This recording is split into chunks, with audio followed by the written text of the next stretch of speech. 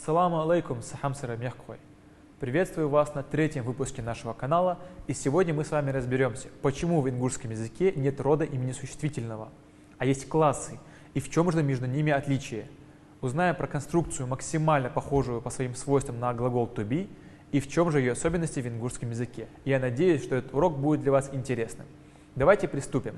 Начнем мы с вами с того, что выясним, почему в ингушском языке нет родов в классическом понимании, а есть классы. И что это такое, эти классы? Можно сказать, что класс имени существительного – это тот же самый род, к которому мы привыкли, просто устроен он немножко по-другому. Если в русском языке мы делили существительные на мужской, женский и средний род, в зависимости от вопроса, который мы к нему зададим, то в ингушском языке ситуация устроена немного проще. Тут не нужно задавать никаких вопросов. Есть просто три класса – мужской, женский и средний. И мужской класс у нас целиком составляют мужчины. Мужчины, мальчики, старики, словом, все представители мужского рода. Женский класс, как вы могли догадаться, у нас составляют женщины, то есть все представители женского рода.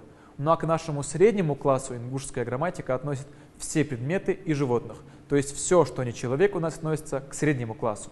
Довольно простое деление, не правда ли? Теперь давайте перейдем к нашему глаголу to be. У вас мог возникнуть вопрос, какой глагол to be, откуда он взялся в ингушском языке? Но он действительно есть. Это конструкция, выполняющая практически ту же самую функцию. Основное различие в том, что употребление предлогов в ингушском языке происходит на основе классов имени существительного, о которых мы говорили ранее. Начнем с мужского класса. В единственном числе для мужского класса мы используем предлог «в». Разберем пару примеров. Он мой сын. Из своего «в». Я специально делаю акцент на «в», чтобы вы поняли, где у нас будет располагаться наш предлог и к какому слову он будет привязан. Давайте разберем еще пару примеров для закрепления. Он мой брат. Из своего «в». Я твой отец. Сохада «в». Перейдем к множественному числу. В множественном числе для мужского класса мы используем предлог «б». Например, они мои братья. Уж савежери б. Они мои сыновья. Уж саконгыш б. Далее мы можем перейти к женскому классу. В единственном числе женского класса мы используем предлог «е».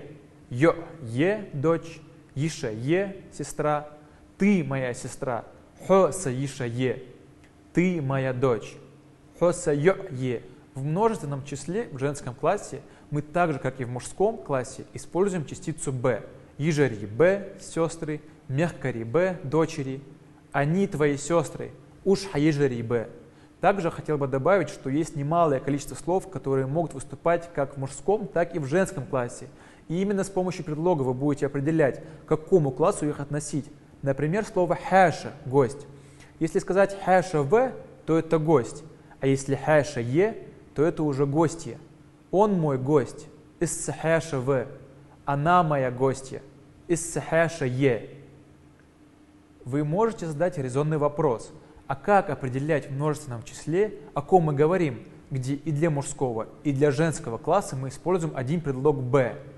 В данном случае вам нужно просто исходить из контекста фразы и определять, о ком же идет речь. О мужчинах, женщинах или о тех и других сразу. Гости – хэши «б». Они мои гости – уж сэхэши «б». И также ни в коем случае нельзя забывать про исключения из данного правила. Их немного, но они очень важны. Первое исключение – нускал д – невеста, нускалаш д – невесты, е – девочка, е – девочки, бер д – ребенок, береш д – дети, уж собереш д – они мои дети. Помимо этого есть исключения и по местоимениям. С местоимениями мы и вы, вей, тхо и шо, мы используем предлог д, тхо д, шо д, вей д. Например, вы наши братья, шо тхабежери д. Мы ни в коем случае не можем в данном предложении использовать предлог «б». Так все-таки для чего эти предлоги нужны? Они выполняют те же самые функции, что и предлоги глагола to be в английском языке. То есть функция «есть», которую мы на русский язык не переводим, но не забываем ее использовать.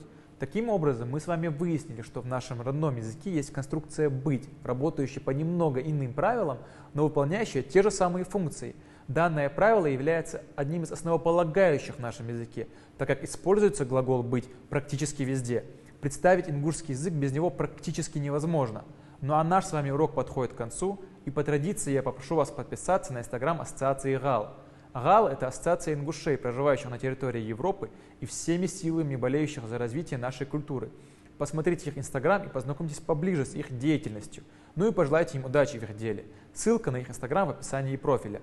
Ну а также подпишитесь на мой инстаграм English Education, где вы также найдете много информации на тему ингушского языка. Ссылка также в описании профиля. Хочу поблагодарить вас за ваше внимание и пожелать вам удачи. Увидимся в следующем выпуске. Дал эхту бог клапшон, адик хилышон.